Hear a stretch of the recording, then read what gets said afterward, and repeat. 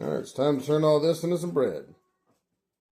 Step 1. Take 2 of these jars full of starter. Put in this bowl.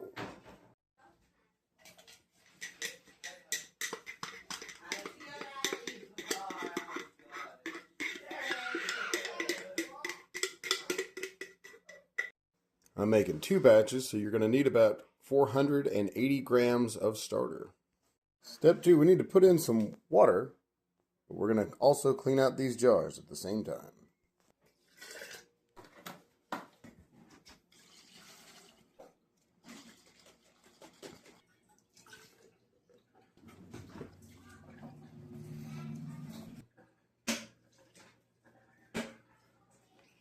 Now we've got 2 mostly clean jars, and we've already started putting our water in, so let's pour the rest in.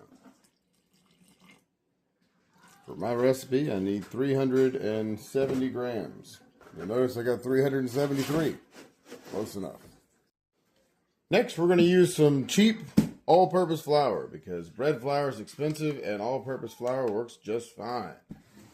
Alright, we need 872 grams of flour for this recipe.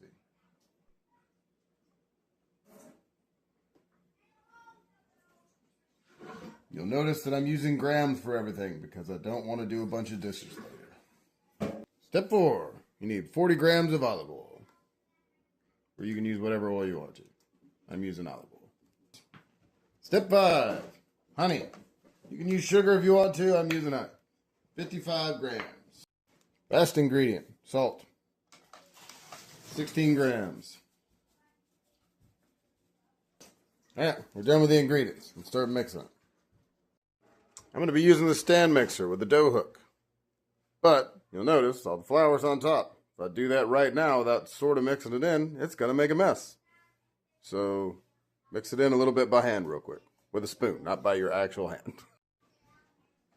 Notice that I have a spoon and not my hand.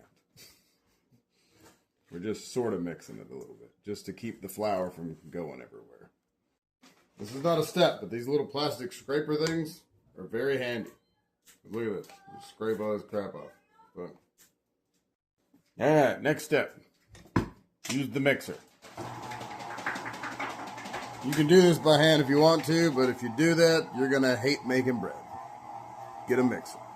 While the mixer's going, we're going to oil these bowls. If you don't oil the bowls, you're going to be scraping the stuff out. If you do oil them, it'll come out a lot easier. You'll notice I got red, white, and blue. Because America, dang it. Step whatever we're on. Pour a little bit of oil in each bowl. Just a little bit. Honestly, if you pour too much in one of the bowls, don't pour it in the last one. You just take a paper towel and you fold it. Like this. Fold it. Now we just smear it all around here. Alright, now we play the waiting game until our dough is done mixing, which shouldn't take too much longer, actually. You'll notice it's starting to get pretty thick. That means it's getting pretty daggum close. Alright. Whatever step we're on again. I don't remember. I done lost track. Get all this off your hook. Alright, now. Here's the difference here. If you're making 1 loaf of bread, just leave in this bowl. I'm not. I'm making 6 loaves of bread. Actually, technically, this is 2 loaves, so whatever. Not the point. Alright, so next, we got to put it in this bowl.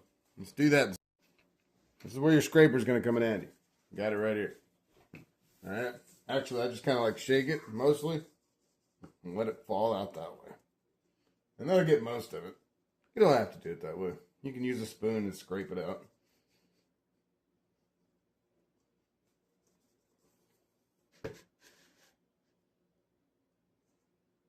Alright, that's got most of it.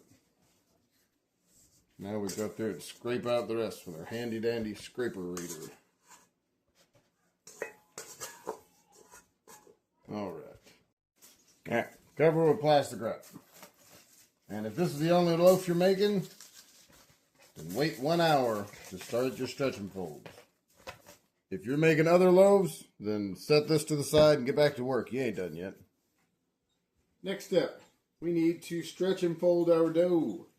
We're going to be using water instead of flour because I like to use water better.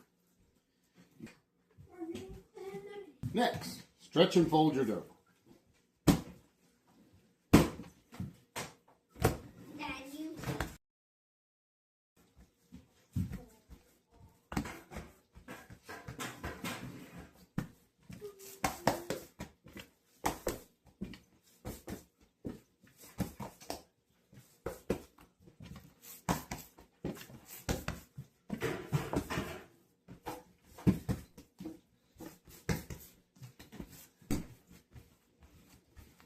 back in your bowl and cover it up.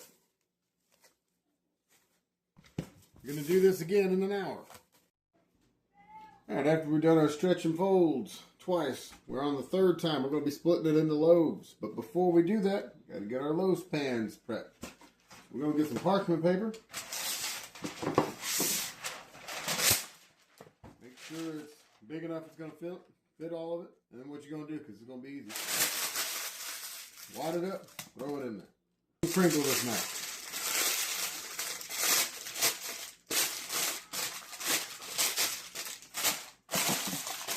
I can push it down in this pan, and it will hold its shape a lot easier. This is our last set of stretch and folds, but we're also going to be rolling out our loaves. This recipe makes 2 loaves. The very first thing you're going to do is eyeball cutting this thing in half. It ain't got to be perfect. Just do it pretty close. I did wet my counter beforehand, just so you know. Alright, then we're going to start our stretch and folding on each individual one here. I'm going to do it slightly different, just because we want it to roll up here in a second. So I kind of get it this kind of shape. It's going to try and suck back. Just get it kind of close. We're just going to start rolling. Fold in, roll a little, fold in a little more, and just keep doing that until you get to the end of it. I'm going to be honest with you. When you first start this, your loaves are probably going to be ugly. And that's completely okay. Because ugly loaves taste just as good as good looking ones.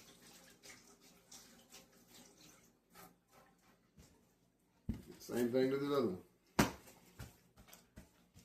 I like to get mine in a rectangular shape here. You can, it ain't got to be perfect or nothing.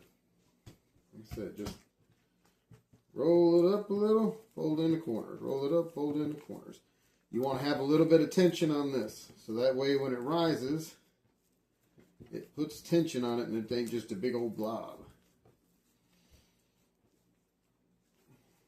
This takes a little bit of practice, but we got a decent looking loaf. We just plop it in our stuff. Cover them with plastic or they will dry out. And let them sit until they double in size, at least. Now that it's doubled in size, we'll take off the plastic.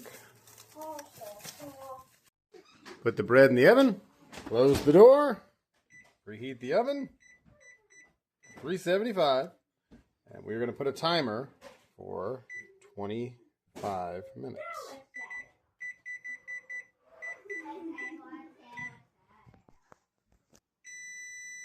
After 25 minutes, cover with foil and cook an additional 15 minutes. Get them out of the oven.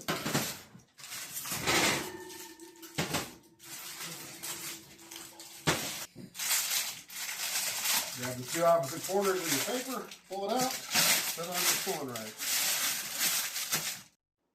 Alright, they're fresh out of the oven. You just got to let them cool off for an hour and you can slice it up and start eating.